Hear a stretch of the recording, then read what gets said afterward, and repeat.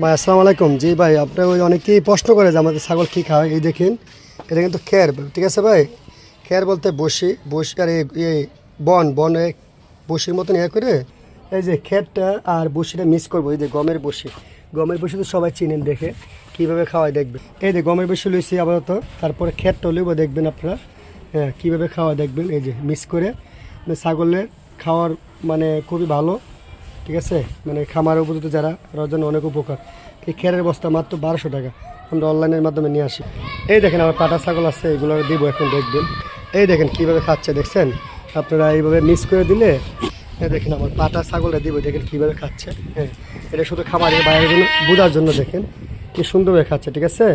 এটার মধ্যে কী আছে, খের আর বসি আছে। তাহলে মিক্স করে দিলে আমাদের আয় হইতেছে, খামারের জন্য খুবই লাভবান হচ্ছে। এটা শুধু খামারের বাইরের জন্য বোঝানোর জন্য এই ভিডিওটা করছি। সবাই ভিডিওটা শেয়ার করে